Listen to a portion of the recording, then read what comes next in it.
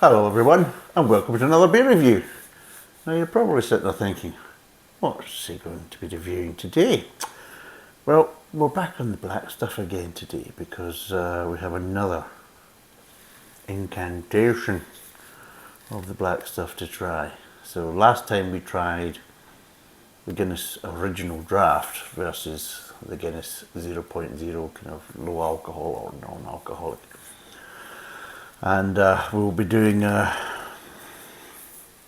Guinness Draught Stout again, which is marvellous, versus the Cold Brew Coffee Beer. Sounds so appetising. But there we go. So that's what we're going to be reviewing. But before we start, I'm going to give you a quick update of what's happening with the Christmas brew that we're doing. And it's supposed to be an old peculiar kind of vibe or style of beer and things like that. Well, we got the extra conditioning thing set up, so we set up the 2 casks and did one with muscovado sugar and one with the treacle. Unfortunately, we had some incidents with the treacle. It was so well organised, I actually had the treacle in a pot of warm water with the gas down low, just kind of, you know, softening it up, warming it up and softening it up so it makes it easy to pour and everything else. Now, of course, the can was a bit hot, so I used a towel, a kitchen or tea towel to kind of hold it. And I was pouring it in to get the right amount into the measuring kind of jug and popped it in. But while I measured it, I put the actual tin down and on the kind of worktop of the kitchen, and went to move the dish towel, and the dish towel was actually just a little bit of it was underneath the tin. So as I whipped that away, it launched the tin of treacle across the kitchen basically, and when it landed, it did a very good impression of a Jackson Pollock painting, because that bloody stuff went absolutely everywhere. So it did. And of course, the minute it hit the kind of cold surfaces, because it's a concrete floor in our kitchen, it started to cool down very quickly, and you can't really wipe treacle off of things. You really have to scrape it off first and then basically use very hot water, and so yeah,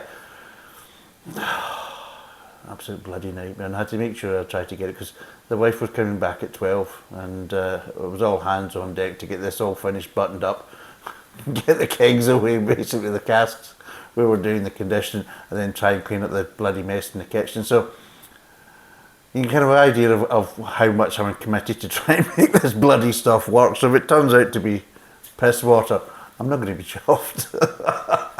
And there will be bad language, so I will put a warning on that video. But yeah, what a carry on that was. Now the problem also didn't help was that I fell off a ladder about, it was a Sunday before, I think it was done on a Thursday, and I'd fallen off a ladder and damaged my ankle on the Sunday. So I'm of course trying to kind of panic and kind of clean up with a gammy leg, and it was just a bloody disaster. But I managed to get it cleaned up eventually, and the wife didn't know about it. But anyway, it's a lot easier reviewing beer than it is bloody making it, put it that way.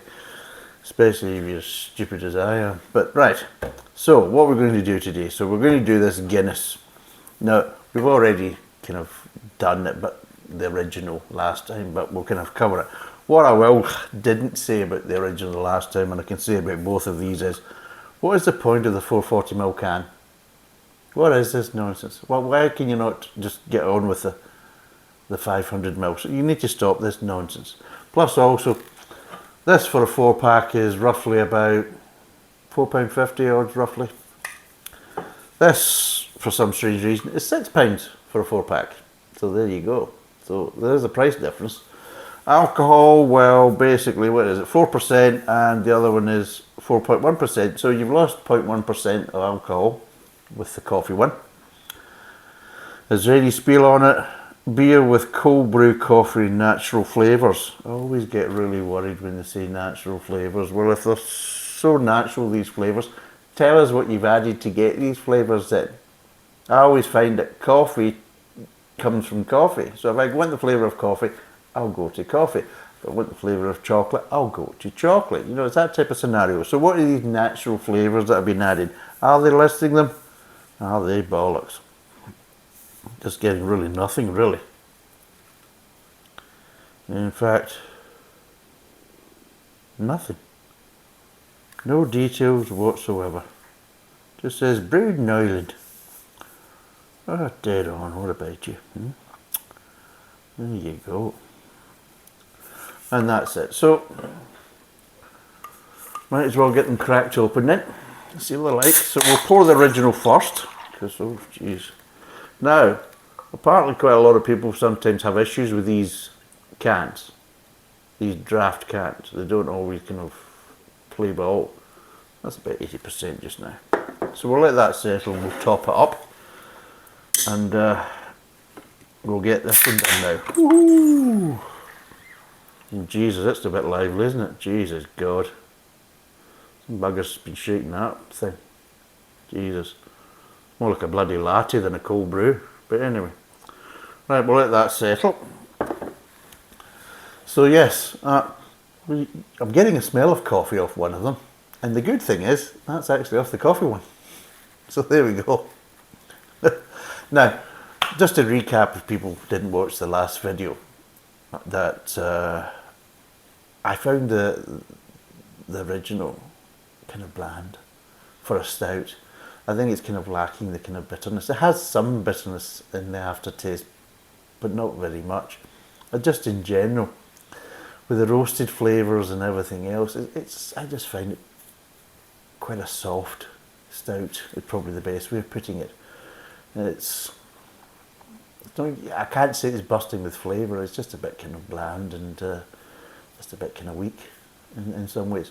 Now I know obviously a lot of people do like Guinness and they drink a lot of it, but you've got to be honest. If you basically put it up against a lot of the kind of decent, well brewed stouts from Ireland and from the UK in general, and other stouts from around the world, you kind of will drop down the list for kind of flavour, character and body quite quickly. I mean, yes, it does have the kind of gimmick of the nitrogen pour, but so have quite a lot of them. I mean, you've got O'Hara's, you've got obviously Beamish, you've got Murphy's. Now Murphy's and Beamish, they have a bit more of a kind of slight smokiness to them. There is a slight more sweetness with Murphy's than there is to the Beamish, but they both have more kind of roasted characters to them than the Guinness does. But so yeah, they're not too bad. So let's top this up and see what it's like. There we go. Just looks so stupid that you've just poured a can and it's so far off. Jesus. That's the shit stuck in the thing. You know, but look at it, so it's a bit lacking, isn't it? I mean, it just doesn't look good, does it? It's not a good look. Right, I'll pour a pint. Now, of course, yes, 500ml is a bit shorter a pint, but with the head and everything else frothing up, it will kind of look like a kind of poured pint. This one looks anything but, and I just don't see the point of that. So this is the coffee one. Let's finish this one off. Let's see what it's like. Jesus, it's more foam in the blooming can than it does actually in the... Get out there, you buggers. Jesus, people pay for that foam. And yeah, so this is the coffee one. And if you compare the two of them, they look kind of fairly the same. Original coffee. So, what we'll do is we'll do the original first, and then we'll move on to the coffee, because I presume the coffee will probably have maybe a bit of a stronger flavour, so I don't want to kind of take that first and then I can't really taste to see how it compares to the original. So we'll do the original first, and it's over here. Smell wise, well, you get a bit of kind of roasted barley and roasted malts, a little bit of darkness, but you're not really getting that much. It's quite a weak flavour, but in saying that, the aromas have got to try and get through that head, you see, so it's no easy task. But yeah, you get little accents of stout and kind of grains used for making stout, but it's very light.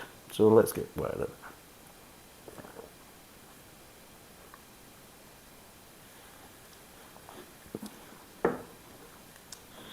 I mean,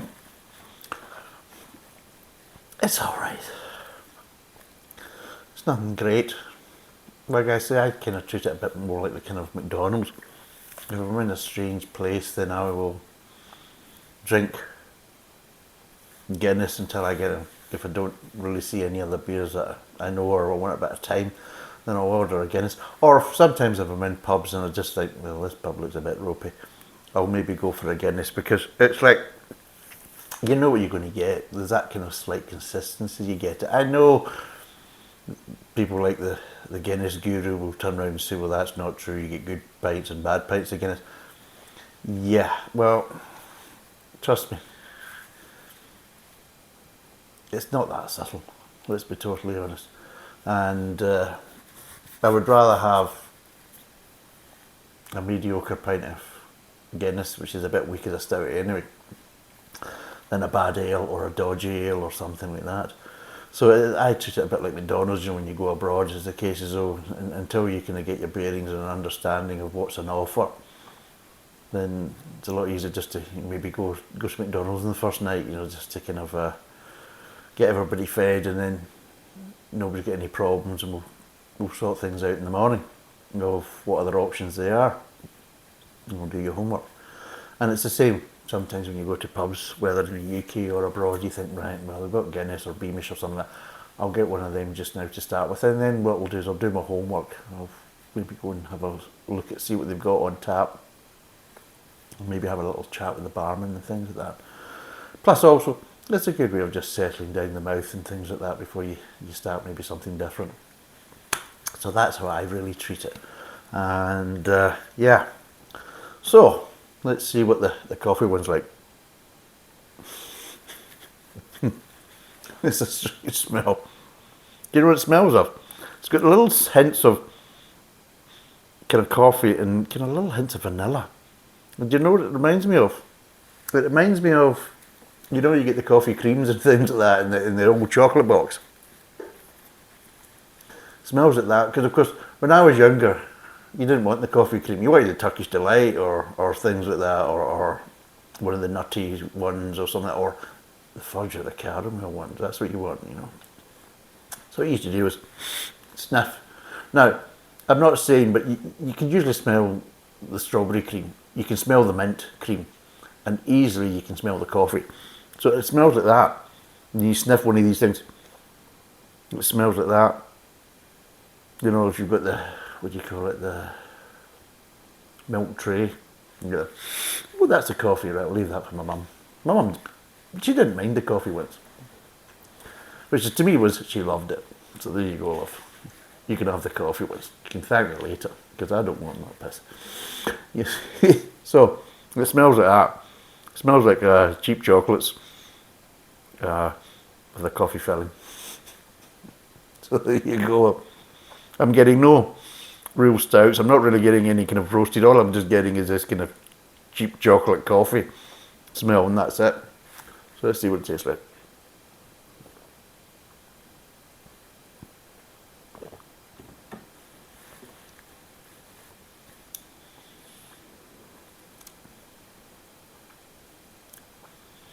Kind of tastes like it. So it does. It doesn't really taste of stout, to be totally honest. It's kind of lacking.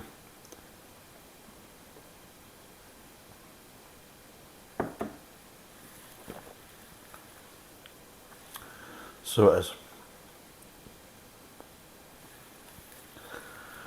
Yeah. I'll be honest, it doesn't taste natural. It doesn't really taste of natural coffee. They maybe do. They maybe are using real coffee, whatever, but it doesn't really kind of come that way.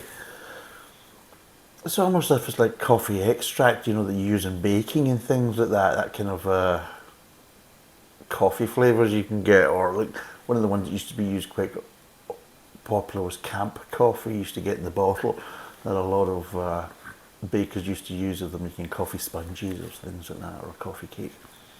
And it tastes a bit like that. Plus you have that real kind of cheap and nasty kind of instant kind of coffee aftertaste, you know, that kind of slightly bitter, slightly chemical kind of feel to the kind of aftertaste.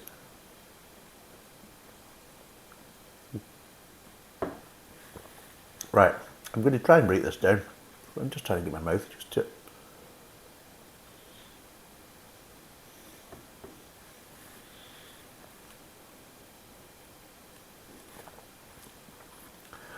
Right, it starts off with a little bit of sweetness, and then there's a kind of cheap coffee flavour. And then you move on to the mid-tongue, and there's little accents of kind of beer and grain behind there, but the predominant flavour in the mid-tongue is cheap coffee flavour, and then there's ever so slight sweetness, which then moves on to the kind of aftertaste, whereas the kind of coffee flavour starts to go a bit bitter on you and starts to kind of pick up this kind of slight chemical flavour and accent as the coffee flavour kind of dissipates. So as the coffee flavour gets weaker and weaker, you're starting to get this kind of chemical flavour sitting behind it. And yeah, it just tastes like really cheap, nasty instant coffee. You know, they used to get the how would you call it, the budget kind of supermarket own label kind of scenario.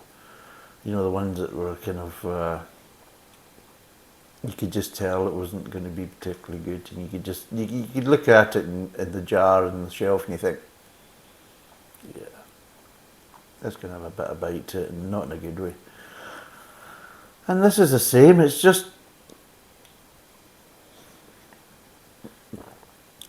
I could understand if they added this to enhance it or add something to the Guinness to give it maybe a bit more flavour or whatever. But it hasn't done any of that. What it has done is, what little stout flavourings are there, because like you say, it's quite bland and quite weak, it's totally overpowered the stout flavours of the Guinness. And all you're just getting is cheap coffee flavour and a slightly nasty chemical kind of finish. And from the aroma, unfortunately, it tastes exactly kind of like the aroma. It's like, basically, you bite into these like milk tray coffee cream, you're thinking, it's probably never really seen coffee. Doesn't really taste natural. And the problem is, even as a kid, I liked coffee, but I never liked the coffee creams, because the problem is they had flavours that you could associate with coffee, but it didn't really taste like coffee. That was in my view. And I've got to say the same about this. It's like, it tastes like coffee, but it doesn't really feel like it's coffee. And at the end of the day, you're paying money, because this is more expensive. This is £1.50 more expensive a 4-pack than the original. And you've lost the flavours of the original, and you've gained a kind of strange and cheap coffee flavour that just really isn't that great. And they're charging you more for it, so yeah. Right, what would I give them out of 10? Obviously, we did the Guinness last time, so it's still the same. It's still kind of weak, a bit bland. There's better stouts out there. So I would give this a 4 out of 10 for the original draft in the can, because it's not really that great. I'm not one for gimmicks and stupid blooming nitrogen pores and things like that, because, no. If a good beer doesn't need gimmicks, a good beer can stand by itself. A good beer can be poured from a bottle, from a can. There you go. It doesn't need widgets and all this nonsense. And when you've got that, alarm bells are ringing. What the hell have you got here? What's going on? You know. Don't look at the flavour and that type of stuff. Look over here, look, flashing lights, and ooh, you know, it's like that, you know. It's a distraction to try and draw you away from the kind of inadequacies of the beer. And there is, in some ways, as a stout, it's quite inadequate. So I think it's a 4 out of 10. This stuff, the coffee stuff, cold brew coffee beer, that's a big gimmick, really, because you've lost the flavour of the actual beer. And it didn't have that much flavour in the first place, but you've lost that, and what you've gained is something worse and not particularly pleasant, not particularly nice. So what would I give that? Right, well, it's sitting as a 4 just now, and we've lost what stout flavours it's had. You can't basically taste any of them. They buggered off. They're hidden by this coffee crap. So you lose a point for that, so you're now down to basically 3. And then the coffee flavour, does it add anything to it? No, it tastes cheap, nasty, and chemically. You know, so you can lose a point over that, so you're now sitting at 2. Oh, and of course you've also weakened it, so it's gone from 4.1 to 4%, but I'll let you go with that. But you both are sitting with 440ml cans, which is absolutely disgraceful at this day and age. So you need a bit in the balls for that one. So yeah, so it's 4 out of 10 for the original, and 2 out of 10 for the coffee, or the cold coffee beer, because it's a load of bollocks. And my view is, if you like Guinness, then okay, buy your Guinness. If you like Guinness, don't bother wasting your money on this stuff, because it's crap. It's a gimmick. It's more of a gimmick than this, and this is quite a big gimmick. This is an even bigger gimmick. So my view is, if you're into gimmicks, buy them, enjoy them, and have a great time. If you're actually into beer, don't buy either of them. There's better ones out there for your money. But if you like the Guinness, enjoy the Guinness. If you like the Guinness, don't bother buying this stuff, because trust me, it's not Guinness. So, thanks for watching, cheers, and bye for now.